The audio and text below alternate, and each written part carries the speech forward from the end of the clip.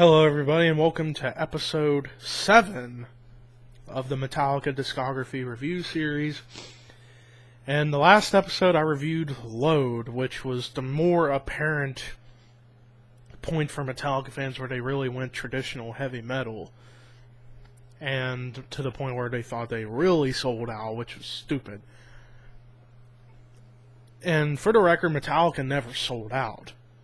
I mean, yeah, they did cut their hair, but I don't have a problem with that, but they never sold out, in my opinion. I'm not just saying that because I'm a big Metallica fan, but logically, they never sold out.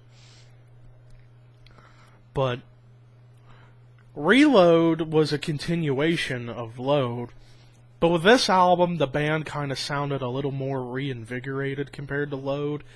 And like I said before, and I didn't mention with Load the album cover. In fact, the album covers in Metallica's career, I always kept forgetting to mention the album covers.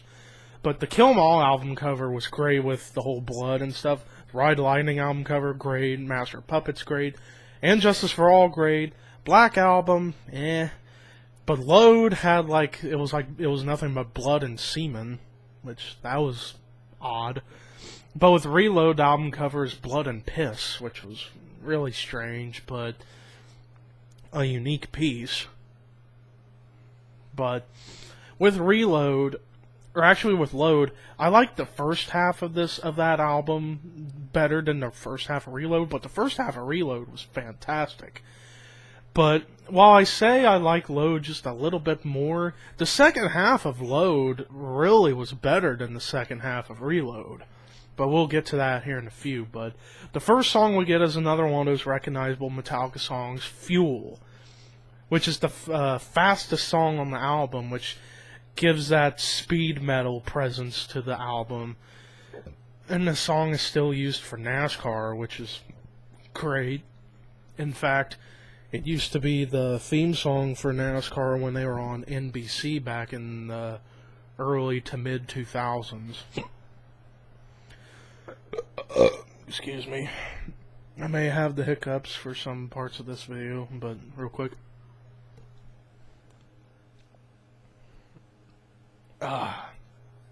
Hopefully they'll go away, but Fuel's a great song, a great opener, but then we get to The Memory Remains, which is another recognizable one. For some wrestling fans, it's very recognizable because this was used for the Triple H Undertaker match at WrestleMania 28 to build up Hell in a Cell end of an era. But The Memory Remains was a great song as well. And then we get Devil's Dance, which was their second song they ever did. D guitar tuning, like I mentioned with Sad But True on the Black Album. Devil's Dance was tuned down to D. Now this song I thought was really good, but the vocals kind of were odd, which is why on the S&M live album, even though I'm not going to review it, but I will say the S&M version of this song, Devil's Dance, 10 times better than the version of Reload. But this was still a really good song, but the S&M version was better. Also because of how the orchestra gave it that evil vibe, it was really cool. Plus the vocals were better too. But Devil's Dance was still a really good song. But then we get to Unforgiven 2, which was the sequel to Unforgiven 1 from the Black Album. While this is the worst version of the Unforgiven, it was still a great song. And then we get Better Than You, which won them a Grammy in 1998, I believe. Yeah, 1998.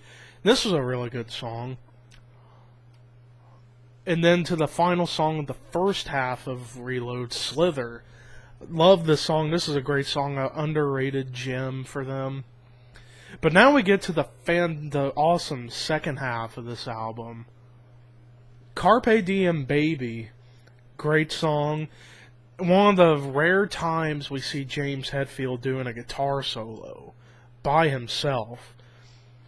And this song was awesome for me listening to it.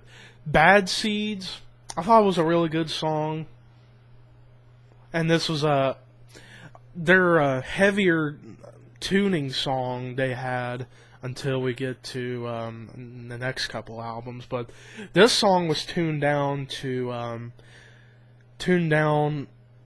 1.5 steps down to kind of like Black Sabbath tuning from their middle 70s era, where he tuned down heavier. And also, this tuning was also famous from Pantera and Napalm Death and Carcass. So they went C flat, 1.5 steps, which is a heavy tuning, and that's how this song came about.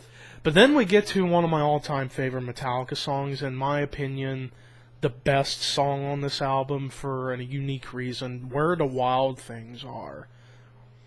This song was very Alice in Chains influenced vocal-wise, because we get towards the second half of the song and you hear vocal harmonies between James Hetfield and Jason Newsted, which was really cool, with like the growly kind of James voice in the background. But this was a very great lyrical and musical and vocal song. Fantastic song, great song. Probably the hidden gem of hidden gems and underrated of underrated for Metallica. Fantastic song. In my opinion, the best song on the album. Then we get Prince Charming, which was sort of in the vein of Fuel with the speed metal in it. This was a really damn good song, too. But then we get to Low Man's Lyric. While it was a unique song with the sounds it used, I wasn't a big fan of this album, but listening back, it's alright. Even though, yeah, it's just an alright song. But then we pick it back up with Attitude, which was another really damn good song. And then to the final song, Fixer, which kind of had the vein of Outlaw Torn. While I like Outlaw Torn a little more, Fixer was a great song as well. But overall, with Reload, the band sounded more reinvigorated after Load. While I like Load a little bit more than Reload, it's tough for me to say because the second half of Reload is better than the second half. If I was to while the first half of Reload was strong, the first half of Load was better, so I could pick and choose what songs would make the perfect Load album. The first half of Load and the second half of Reload, you put them together and you get a great album. Both albums were really good in their own right, but Reload was a really damn good album. I give it another 8.5 out of 10, but I like Load just a pinch more. But yeah. Then we get to the next episode, which is a unique one, because it's technically not a studio album, but it technically is a covers album. Next time we're going to be talking about Garage Inc. Peace, people.